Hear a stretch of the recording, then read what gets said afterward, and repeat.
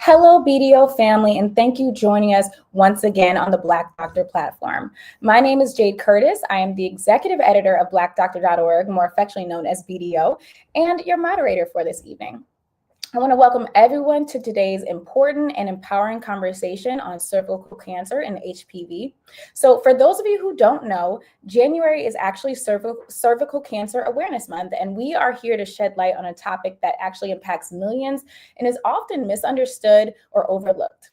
Cervical cancer is one of the most preventable and treatable forms of cancer when detected early, and yet it still continues to disproportionately affect Black women. So today, we're going to discuss what cervical cancer is, the critical role of HPV in its development, and the steps that we can take to protect ourselves and our loved ones. And so that can consist of, screenings and vaccinations to breaking down the barriers and stigmas within our community. So if you are joining us this evening, please leave a comment in the chat and let us know where you are joining us from. Share this with your friends and, maybe grab a notebook and a pen and paper because we're going to learn a lot and, you should really take in all this information. So with that being said, I am happy to go ahead and introduce our esteemed panelists, starting with Dr. Amy Weiser.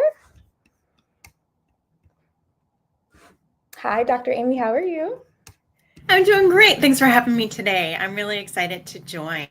Would you like for me to give a little vignette about myself?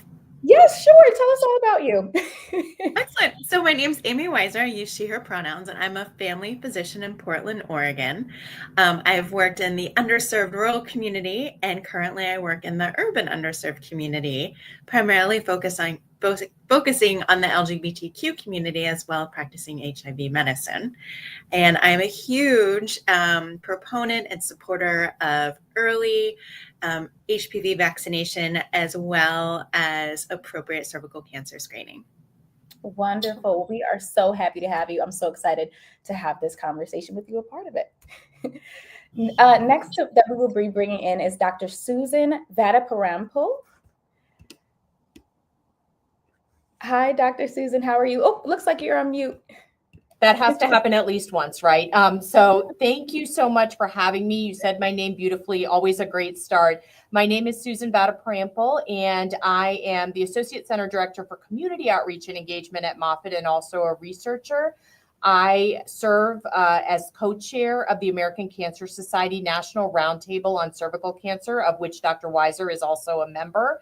And my personal research over the last 2 decades has been focused on how do we get these amazing advances in vaccination, screening, and treatment into the arms and lives of folks that are most likely to benefit from it. And so I've always had a strong focus on providers and what we can do to support them, and also health equity, that is, which communities are getting left behind. Thanks for having me. Of course, and thank you for all of the work that you do. We're so happy to have you. Next, we are going to bring in Dr. Ashonda St. John. Hi, everyone. My name is Ashonda St. John. I am a board-certified OBGYN for over 26 years. I'm the chair of the OBGYN department at Health Alliance Hospital. I'm also an associate professor of obstetrics and gynecology at New York Medical College. After working 20 years in the inner city in New York City, I departed and came upstate New York, which is more of a rural population, for the past 5 years. And so I was trained at the Sophie Davis School of Biomedical Education, which is geared towards producing minority physicians to work in primary care in medically underserved areas. So that has always been my North Star, is to serve the underserved and marginalized communities. And when we see that there are diseases that are preventable, right, and there's prevention, I think that's where I have become the most of a vocal advocate. And I would say this, moving into rural spaces, I have diagnosed more cervical cancer than I ever have in the inner city in New York City. And so this is really close and dear to me. And so I'm just happy to be part of this discussion with this esteemed panel. So thank you. Absolutely. Thank you for joining us. And lastly, we bring in, last but not least, of course, Dr. Jennifer Irves. Good evening. Again, I'm Jennifer Irves. I'm very excited to be here today. I am an associate professor slash behavioral scientist. I'm also the director of community engaged research here at Vanderbilt University Medical Center. Particularly, and I cannot leave out the National HPV Roundtable. I'm also the task lead for the HPV vaccine equity arm of that roundtable. Particularly in my day-to-day, I work to do research to identify strategies to build confidence in HPV vaccination. As the panel has already stated, we know that HPV cancers are very much preventable, and I engage in research where I identify strategies to build confidence. Thank you again. Of course. Ladies, I am so happy to have you. We've got some busy women on this panel, but doing the work that needs to be done. So again, I thank you all for joining us, and thank you all for the work that you are doing. So I'd love for us to have a very free-flowing conversation. Of course, we're going to ask the questions, but if you hear something that you kind of want to chime in on, or you have additional thoughts, please feel free to do so. Sound good? Yes. Wonderful. So let's go ahead and dive in. First question, can one of you briefly explain what cervical cancer is and how it develops in the body? Does anyone want to jump in on this one first? I'm going to call you out in a second. Well, I'm happy to, as a gynecologist. Cervical cancer is a malignant tumor that happens at the bottom of the womb. So if we think of the uterus, right, where you would have a baby, right, the cervix is the bottom of the womb, and that's why we really, recommend Pap smear testing, because that is a screening for cervical cancer. And so what happens is with cervical cancer is that sometimes you may not have any symptoms at all. Sometimes you may have irregular periods or bleeding in between your periods or bleeding with coitus. And so these are kind of the things that we want you to present to us and come to your doctors or your providers, your family medicine doctors, your midwives, your nurse practitioners, to talk about, right? Because we know when something is unusual, but sometimes we don't know and we don't have any warning signs at all. And that is kind of really the onus of prevention, but also with screening, because those are strategies that we can prevent things that you don't need to even encounter in your life. Absolutely. And so you mentioned that it shows no symptoms. So I guess, what am I trying to ask? If there are no symptoms, how do you track? How do you know? How do you know? How do you know? What can you do to protect yourself or those you're around? What do you do if there are no symptoms? Well, this is the importance of having your routine gynecological examination. And so this is kind of the proponent of having the annual exam. So we understand, and I think we're going to get into kind of the guidelines in terms of Pap smear screening and kind of how we schedule that and how often you should have it. But in addition to that, we want you to have routine visits with your provider, because sometimes there are symptoms, but sometimes there aren't. And so when you have that routine guideline or that routine physical exam, you're able to identify things that you may not. And so we want to be mindful of that, because often the biggest thing that I get is patients had a baby 20 years ago and everything has been fine, so they haven't been to the doctor. And so, or they will miss those warning signs or anything, or those red flags, because they thought it was nothing, right? It could have been stress. I lifted something heavy. We also provide a lot of reasonings for things that may not be right, but we know our bodies, right? And so what we get you to the office, often I have patients say to me, you're going to kill me. I haven't been to the GYN in 10 years. And I say, no, because you're here today. So we're not thinking about yesterday, you're here today. And that takes a lot of bravery, because coming to that exam, that's the most invasive, not so personal. There's no other office where you have to completely get disrobed and see your provider. So again, we have to give our patients their accolades for making it in the door, and then making sure that they're treated with such respect and humility that they will return as well. Absolutely. Thank you for that response. And so we also know that our conversation is about HPV. So what role does HPV play in the development of cervical cancer, and why is early detection crucial? Dr. Amy, can you tackle that one? I would love to. So cervical cancer really, as far as the etiology or how this occurs it's really related to HPV. And HPV is a very common sexually transmitted infection. We think about HPV a little bit differently than we would say maybe gonorrhea or chlamydia, because HPV in and of itself doesn't have any signs or symptoms. And it's hard to track as to where you may have gotten it from or how long you may have had it.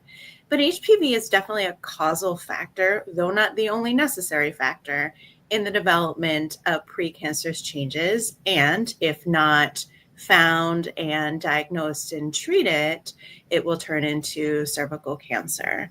One of the great things is that we have the secondary prevention of cancer, which are cervical cancer screening. So primary prevention, HPV vaccination, secondary prevention, cervical cancer screening. And really, it is, I think, the only cancer where we have several layers of prevention that are easy to come by, that are mainstream in medical settings, and really can be life-saving and life-changing. Absolutely. And so you mentioned some of the screenings. What are those recommended screening guidelines or for cervical cancer? And then at what age should you start thinking about it for your daughter, or is that something that you do more as an adult, Dr. Susan? Yeah, sure. I'll start, and then please, anyone else, jump in sort of from your perspective or your practice. So there are different organizations have different guidelines. So I'll try to kind of hit the highlights of sort of what the general recommendation is. One of the biggest organizations in the U.S. that provides guidelines is what's called the U.S. Preventive Services Task Force. And so those are folks that bring together experts to help look at the data, the science of what we know, to talk about what makes the most sense for the population overall. And as Dr. Ashanda mentioned, the population overall is overall, but there may be individual circumstances. And so I want to kind of balance, that information as well. So the U.S. Preventive Services Task Force recommends cervical cancer screening every 3 years with what's called cervical cytology alone for women ages 21 to 29. And then for those that are ages 30 to 65, there's kind of a different series of options.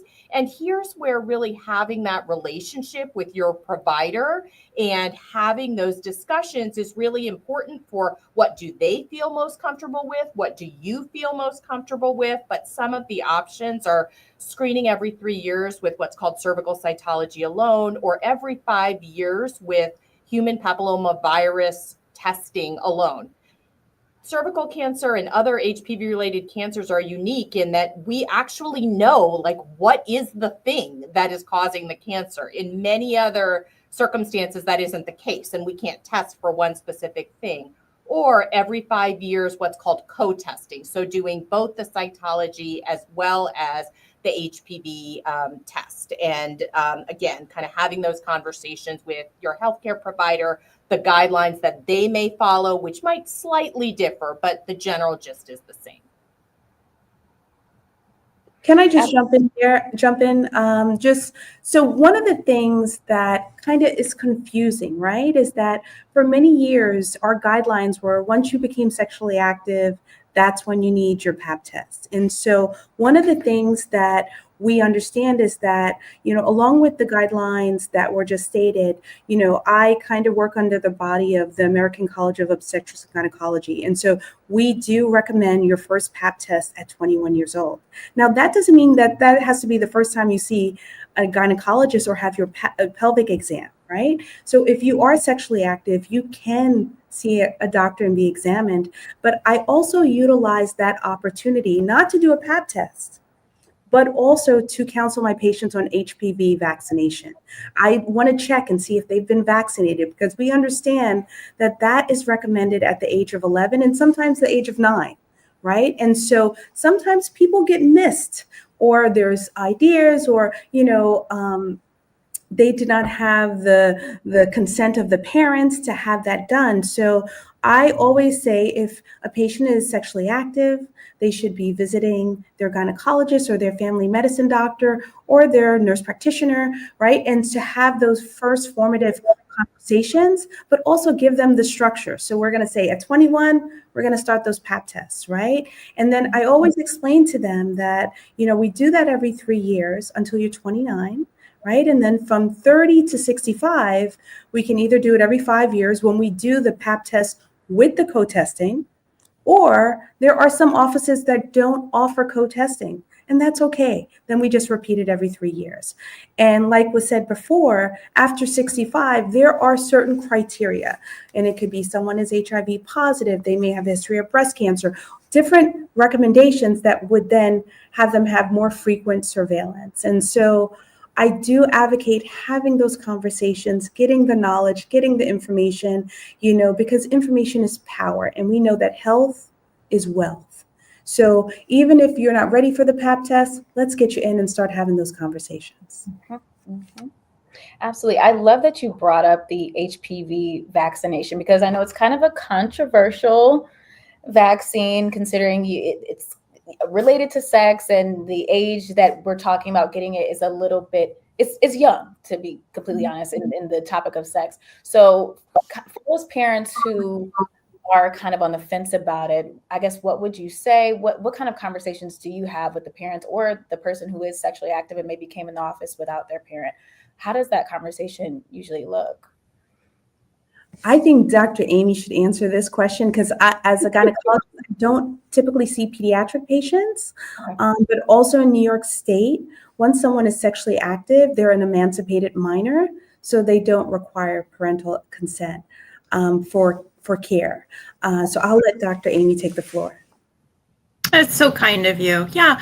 Anything related to sexual and reproductive health does have this stigma, this taboo associated with it. I think that, or I would like to think that as we progress in generation, that we're more open in talking about these topics and more aware.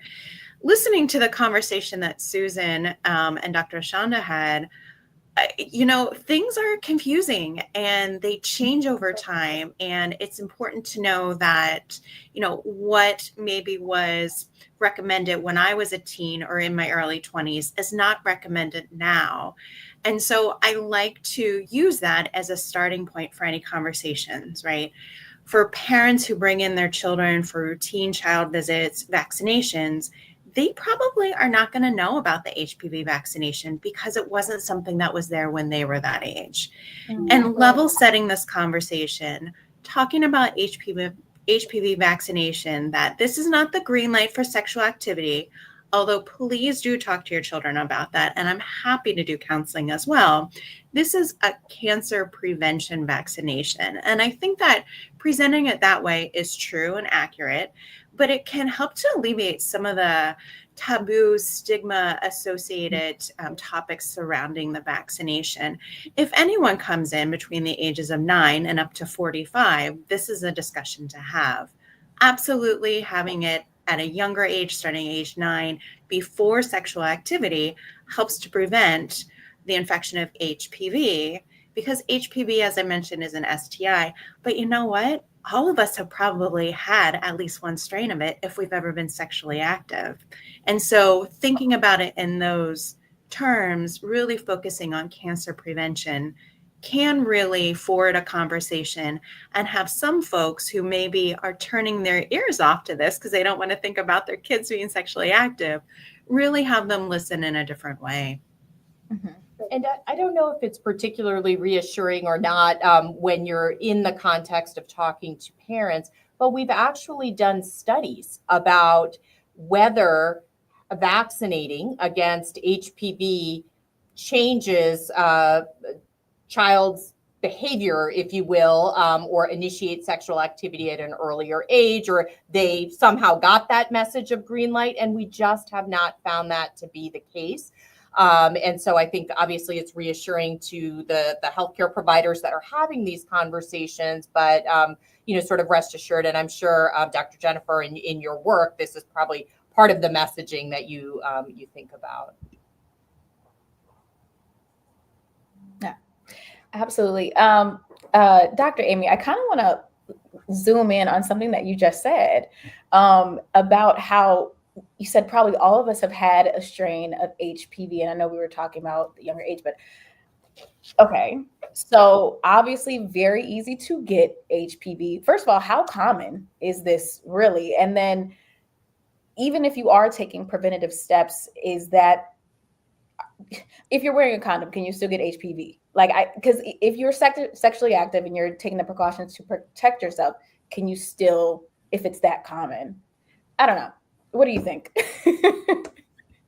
There have been different studies, and this may be hard to qualify or quantify, but about 80 million people at any time are infected with HPV. Now, HPV, there's over 400 types. We usually think about 12 types that are high-risk HPV, and those are the types that we test for, because those are the ones that if they stick around long enough and those infections persist and progress, they are the ones that can cause precancerous and cancerous changes of the cervix, as well as other genitourinary areas and the oropharynx, so the throat as well.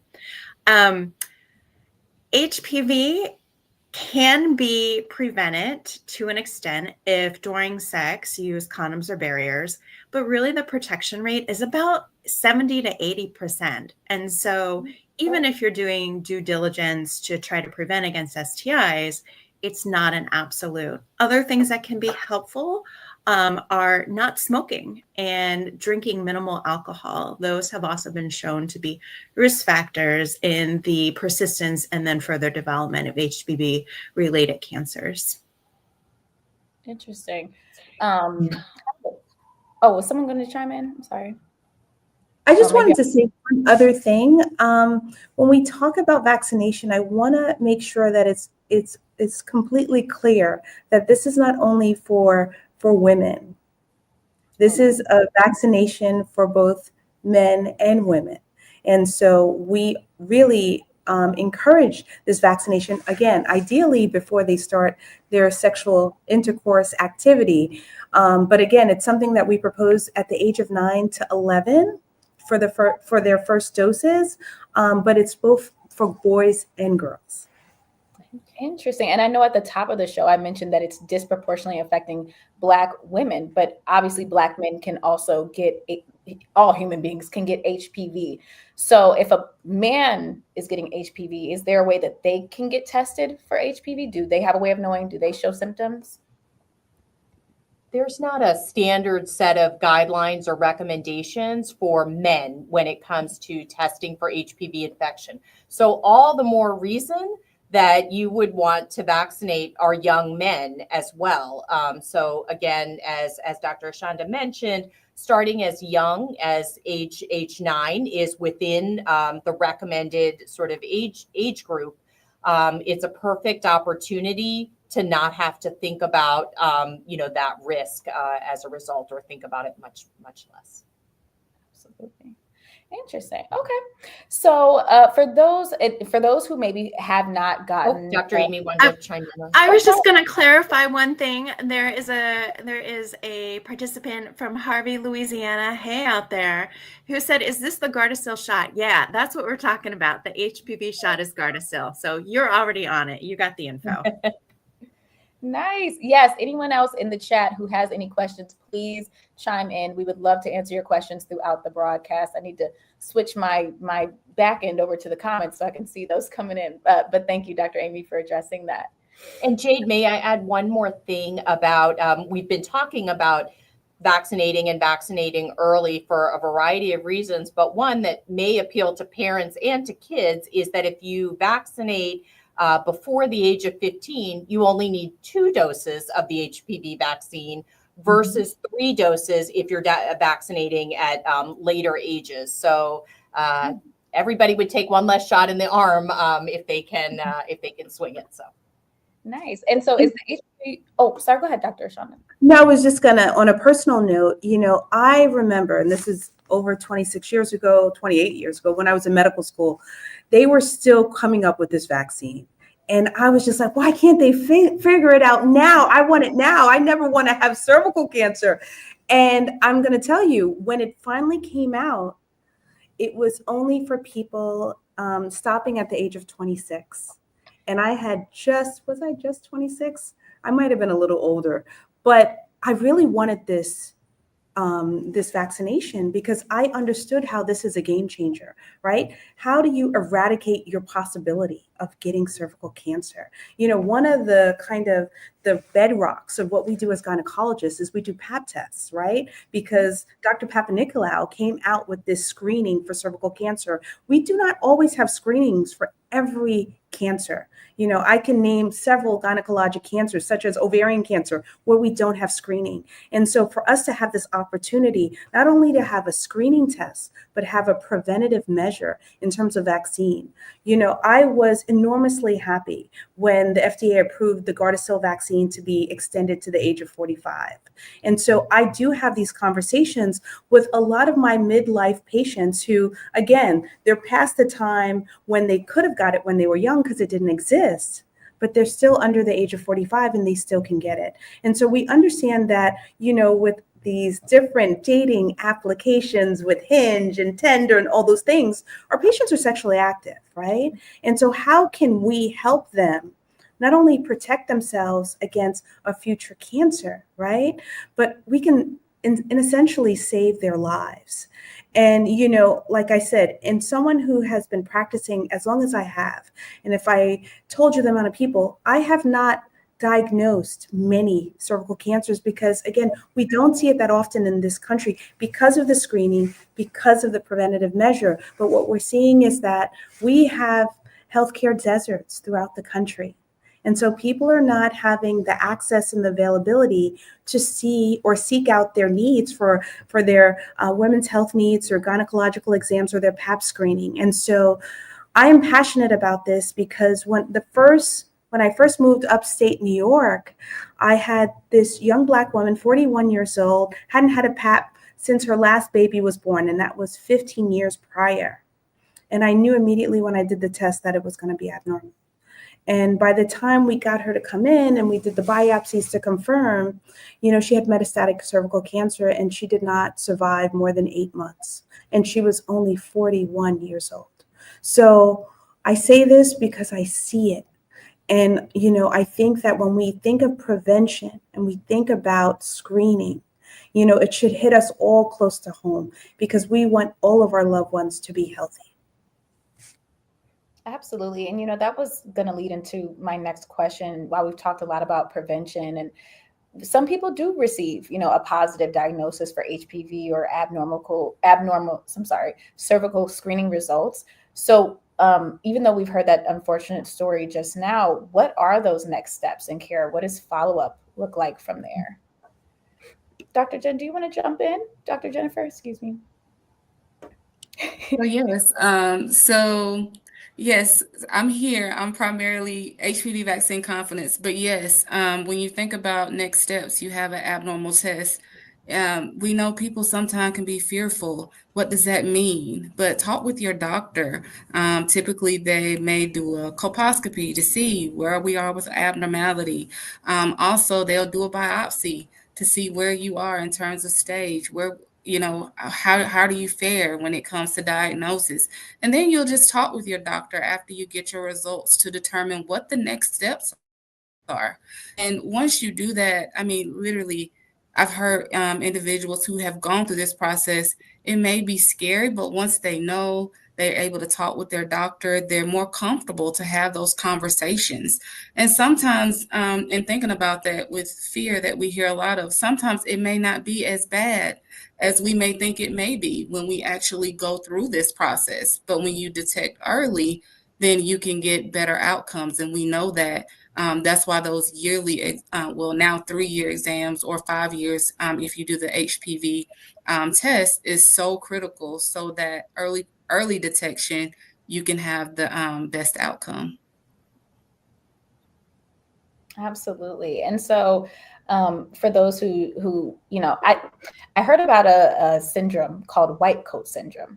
And it's this fear that, you know, you go to the doctor's office and you hear bad news and it can actually affect kind of your numbers, right? That can affect your, oh my gosh, the word is slipping my mind. But like your blood There we go. pressure. When they put the blow up thing on your arm, you know what I'm talking about. And so I think this kind of relates to those who, if you hear that you have abnormal cells, it can kind of make people want to run away and say, okay, I don't want to hear anything else. So what are some of those risks of delaying care? Like, why is it important to make sure you go to those follow-up appointments and not delay your care? I mean, in a very simple way, and please add, getting rid of those abnormal cells is possible and doable, which means then you don't get cancer. And so of course, it's never, people may not feel like, oh, it's great news that I found abnormal cells, but it is great news because that's a point at which we can do something that may help you down the road.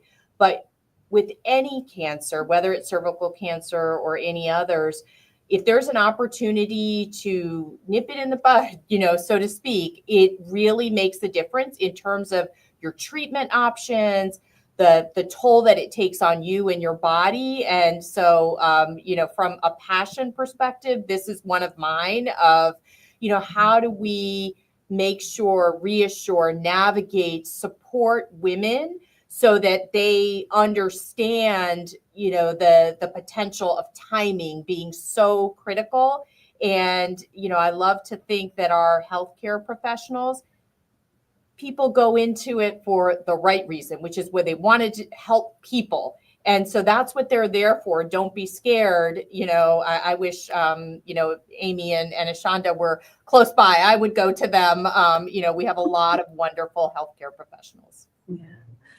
I think I'm just going to chime in. I think that it's extremely difficult ever to hear that something is abnormal. And I think now we have My Chart, we can get the results on our phone. And so what happens is sometimes the patients have the results before they talk to us. And guess what? The scariest thing in the world is find out that you're not normal. All right. And so then having, and this is why I always say, and I always start with, you were brave to be here, because it's not easy. So white coat hypertension is very true. I do not even wear white coat in my office. Now, I do have embroidered scrubs because no one ever thinks I'm the doctor, but that's a whole nother discussion. But I do not wear white coat specifically because of that. And I think that when we kind of understand, like, there's so many dynamics happening. And again, My Chart was a great thing, but it's a scary thing. And so what I try to do is break down what are the next steps, what can we do? Often I see patients who had an abnormal result and then just disappeared. I didn't like how the doctor spoke to me. I was scared. I don't think they were going to be kind. Or we have to kind of also talk about social determinants of health, right? Their insurance may not have covered it. There was a copay. Or if they're in deserts, I could not find a doctor who does colposcopy. And we kind of briefly talked about it, but that is just using a microscope to take a look at the cervix and then possibly biopsying areas that look abnormal through the microscope. So this is something you may not be able to see with the normal eye, but a microscope would enhance it. And so there are so many dynamics at play. And so kind of understanding that, have an appreciation for that. And again, I am so thankful when my patients come, because if I had all those things against me, I don't know if I would show up as well, right? And so understanding that there are different treatments.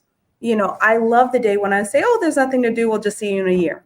Those are the best things, right? And patients love that because they have peace of mind. But again, we always fear the unknown. And if we don't know, we don't know. And so we have to always think and put ourselves in our patients' shoes. And that's the way I look at it, because if I didn't know something, I would be scared as well. So kind of walking our patients through those steps, that is the one that takes care, tender, loving care, and we want to be delicate because these are delicate matters. Having these exams are not comfortable. I can tell you, when I first moved upstate and I started my first day of seeing patients, they didn't have a small speculum. And I was like, well, no. I only use small speculums because I get these things done too, unpleasant.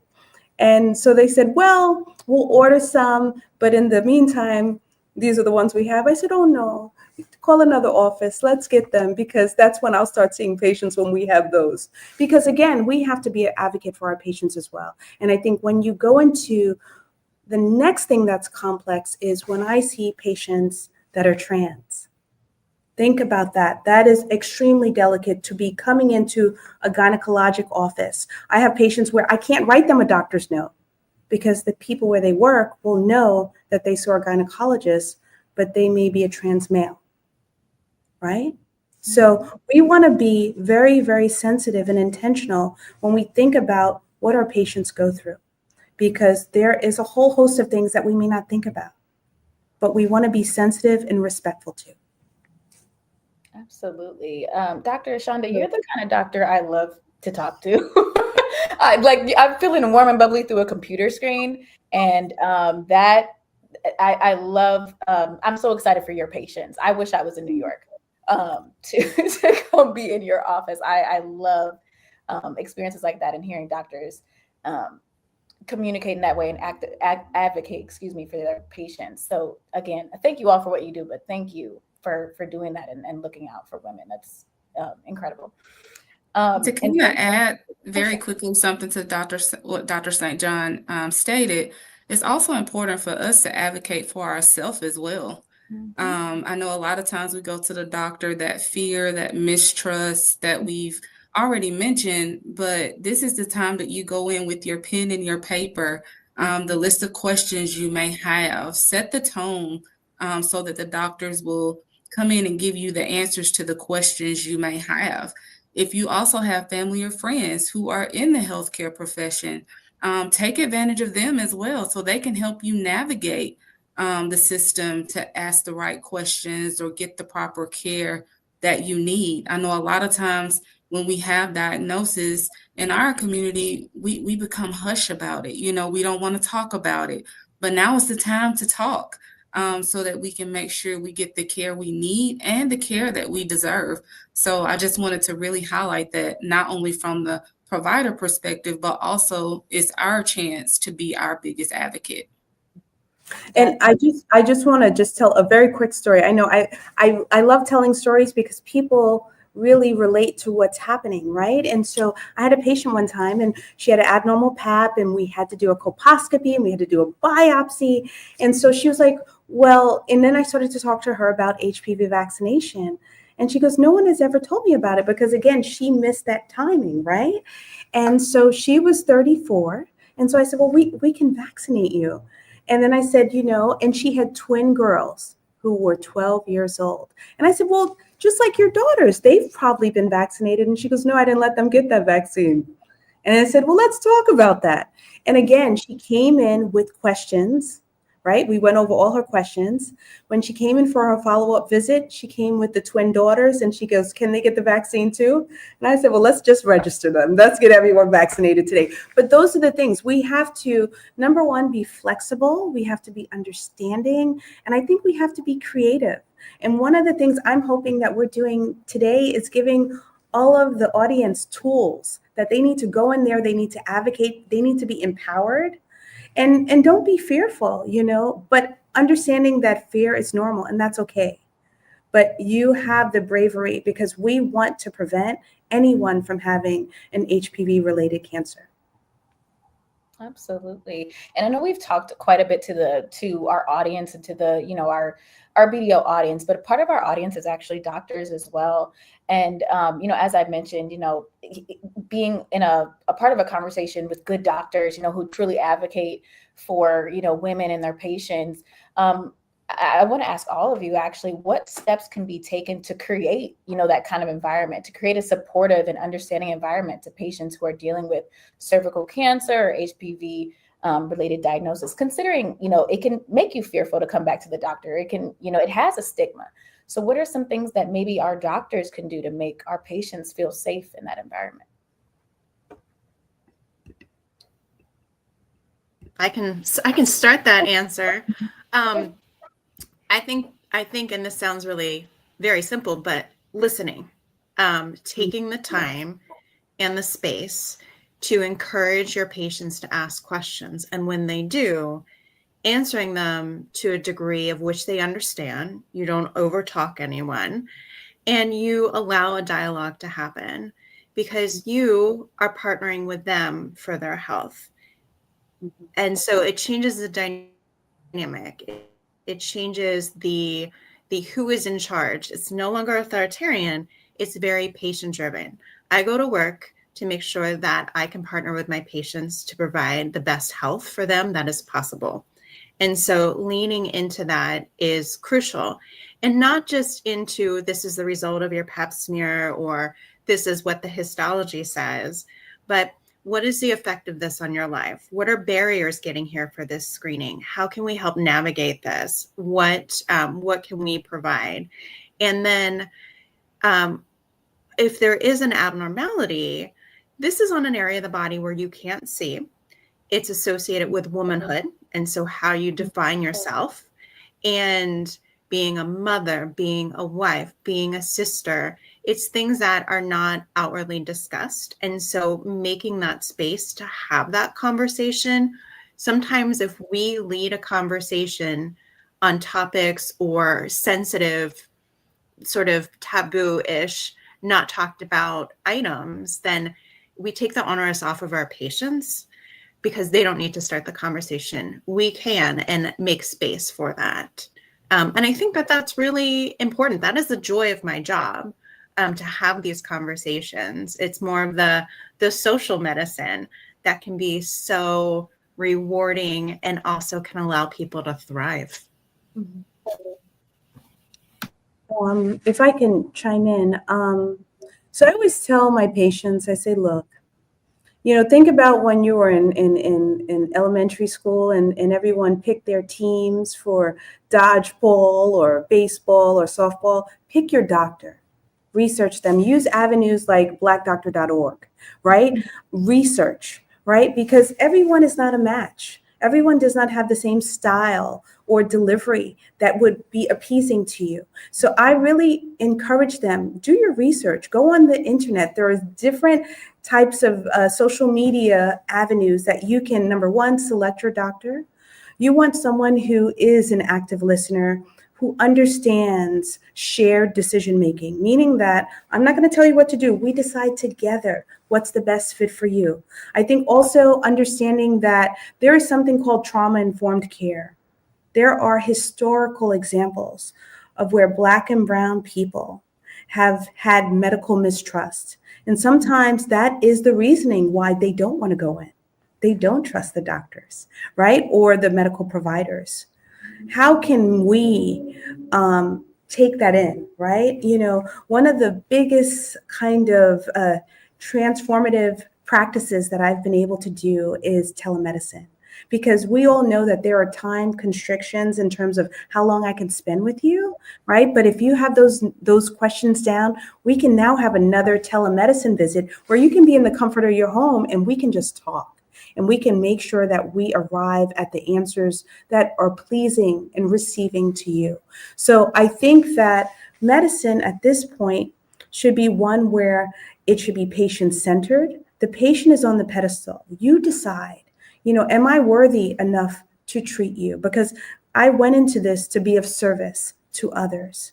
And we want to make sure that you receive the service that you deserve, full of respect, and empathy, and compassion, and humility. I think that for a long time, many people, and especially people of color, did not want to go to the doctor. We don't trust what they're saying, right? We know about the Tuskegee experiment. We know about Henrietta Lacks. We know about Fannie Lou Hamer, right? We know what happened with Mississippi appendectomies. And so there is a vulnerability that happens, but also there is the feeling that I don't think I'm going to get the proper treatment.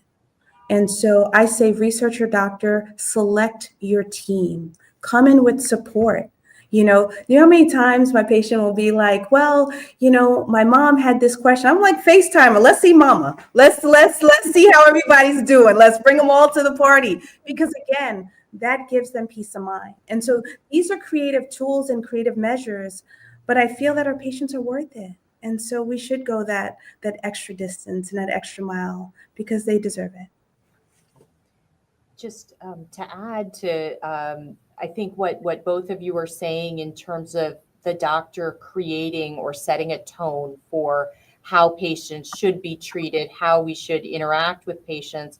One of the things that we've learned from HPV vaccination space in pediatric practices is that means from a physician provider perspective that the expectation is that the entire team behaves that way, sets that tone, and we think about it as sort of same way across the entire team. So that's everybody from the person who's checking you in at the front desk to the MA to anyone that you're interfacing with, because that's really the parts of the experience that sometimes are the turn off or, maybe make people feel less welcome. And so we talk about things like, really a same team approach. If the pediatrician is recommending HPV vaccination and a parent says to the medical assistant or the nurse, what do you think?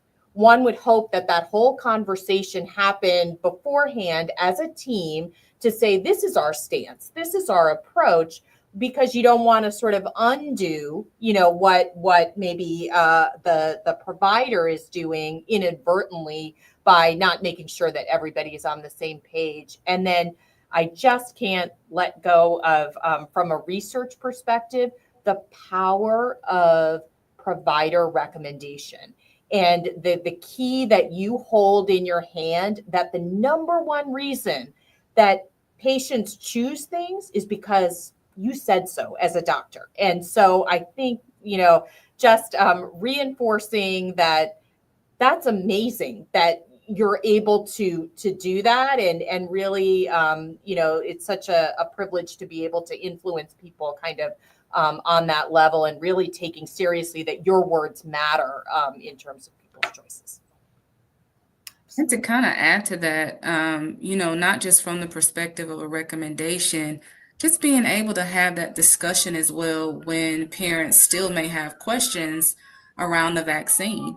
We know that a lot of parents sometimes after a recommendation will not go ahead because they still have concerns, or they feel like their questions have not been adequately answered. So, and we know in those visits, times may be short. So we have to be creative and figure out how can we introduce messaging around the vaccine if we don't have the time in clinic. Is it that we have a handout available? Is it that we give pre-visit information? And even some work that I've just completed, we're finding that some parents, even after that first dose, that education may still have to continue, because what if it was a reaction that they perceived linked to the vaccine? We have to be ready to answer those questions, especially if we want them to complete the vaccine series, which we know is very critical to get the most protection. And so I say that to say, overall, we need one message to get out to parents, simply because parents are comparing messages. I hear in my studies, well, my doctor said this, well, my doctor said that. And it creates confusion, hesitancy. And then also we need to have strategies when we can't fully educate in that visit how parents that need that additional information. So we need to start strategizing in those efforts moving forward. Absolutely. And to our doctors and to our viewers, always feel free to come to blackdoctor.org. We've got content on HPV. We're doing Facebook Lives with the experts, so you can hear it directly from the experts, from the doctors, to give you, the best information, the most accurate and the most relevant information. So feel free to utilize BDO as a resource. Really quickly, we got a couple questions from the audience. Kay said, my friend and I had a discussion on HPV 2 weeks ago about the vaccine. Will they ever have the vaccine for people who are 50 and up? Any thoughts, anyone? Do we know? We don't know yet. Currently not part of the recommended group. There may be studies ongoing, but currently not part of the recommended group. Gotcha. And then she also asked, can a person with HPV get the vaccine even if it's dormant to prevent cervical cancer? Yes. Yes. Okay. Yes, you can. Yeah. And if it's not dormant, is it then too late? It's never too late. Even I have patients who have abnormal PAPs who I'm doing colposcopies on. There's several recommendations. One is HPV vaccination if they're not already vaccinated, and also smoking cessation. You want them to stop smoking. So these are ways that they can help themselves. And so we want to always advocate that. I just wanted to say about 50 and up, we can be hopeful, right? Because for a long time, it was only up to 26, and now it's up to 45. So I still think that we should be hopeful that it will increase in age as well. But I think that if we proceed, we have to proceed safely. And so we have to have the evidence behind that before we extend the recommendation. Absolutely. And I actually meant to ask you this earlier when we talked about, I know when it initially came out, I remember when it initially came out, and it had that age stop. And I think you could still get, at some point, you could still get it above the age of 26, but it wasn't covered by your insurance, I believe. So That's is exactly. it now covered by your insurance all the way up, or is it still not? So it's covered by your insurance all the way up to 45. Nice. Okay. Yeah. Awesome. Fantastic. Okay. And we had another question from Gabby. How accepting have parents of Black and Brown children been of the HPV vaccine? Dr. Jennifer, what do you think? So when we look at the rates in terms of initiation, we see that African Americans and Latino children are very much leading in that area, doing very well in terms of initiation. However, when we look at completion, we have some areas where we could improve in terms of uptake. Now, whether that could be from confidence or having concerns, but we also know there can be some logistical issues when you think about coming back, multiple visits. That's why when we go back to a comment we heard earlier, the earlier we get the vaccine, you have two doses versus 3, which could really help in that area. And we would say and highlight that there are studies being done for a 1-dose vaccine. So we're following that as researchers. But yes, so in terms of the vaccine, we're doing well. We just have to make sure we get our children back in to complete that dose and follow up with parents, figure out what's going on, send out reminders to make sure parents are aware that the vaccine is due. Constantly, I hear in my studies, I didn't even remember I was supposed to come back, or I didn't know I had a second dose. The doctor did not communicate that to me. I didn't know I had a third dose. So it's very critical to keep that open communication with parents about the vaccine. And then in terms of the rest, just very much being diligent, constantly educating. We know a lot of times we hear that parents just aren't aware about HPV and the vaccine. Many times we're hearing our parents are not getting a recommendation around this vaccine. So it's so critical that we continue to advocate, give a recommendation so that they can make an informed decision.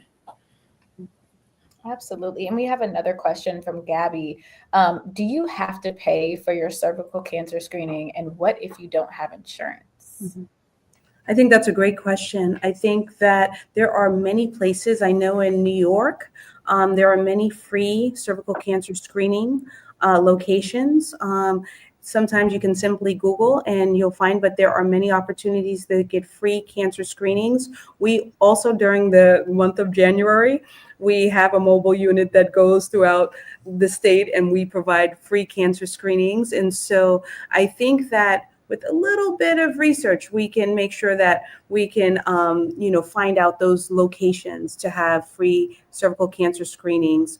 I just wanted to just put in a quick kind of pearl that I use with my young ones is everyone has an iPhone or a smartphone or a smart device, and it's glued to the hand. Sometimes it's ringing while I'm seeing the patients. So I have them put a reminder in. Mm-hmm. In 2 months, you need the next dose. In 4 months from that, you need the next dose. And, that is very well received. They love, the technology. And I think we have to move towards that. And one of the biggest challenges I face is, misinformation or, having, Dr. Google, Dr. TikTok, and Dr. Instagram, And so that's why I lead with the evidence, information, and, they used to love handouts, but that's not kind of the thing anymore. But we have to also talk about what we can do to adapt, right? To what is the nuance now. I'm of the age when there was no electronic medical and we wrote hand notes. That's not the time anymore. But I think you can be creative and make sure that it's time appropriate, age appropriate. But also, I think we have a lot of savvy young adults and, they want to do the right thing. And so sometimes they're just really craving that information and we want to provide it for them. Yeah. I can chime in. I know I'm plugging BDO, but if the handouts aren't working, the resource, like you said, the phone is right there. BDO is compatible on desktop and your mobile. But yeah, feel free to screenshot our site, bookmark things. We have the information there for you. You can learn how to advocate for yourself in the doctor's office. So you don't have to, go in and not know or not know how to be an active participant in your health. So unfortunately, I've loved this conversation, but unfortunately, we are winding down on our time. Ladies, I want to thank you so much for joining me today. I want to ask if you have any final thoughts, anything you'd like to share with the BDO community. We'll start with Dr. Amy. Any final thoughts on our discussion today? I think we need to have more discussions like this universally to make sure that folks are educated about the choices that are available to them, the vaccination, cervical cancer screening, be able to answer any questions that may have, and also make sure that they get proper care. Dr. Susan, what do you think? Something that keeps me up at night and keeps me energized is that we have an opportunity to prevent cervical cancer in our lifetime or eliminate for the vast majority of individuals this cancer with the tools we have today. We don't need to invent anything more. Screening, vaccination, and follow-up of abnormal results. If we can master those three things in partnership with patients and providers, we're actually on our way to making a cancer a history. Dr. Jennifer. From the vaccination perspective, engage in shared decision-making with parents, be a partner with them. And in some cases, that's a package with the child, depending on the parent.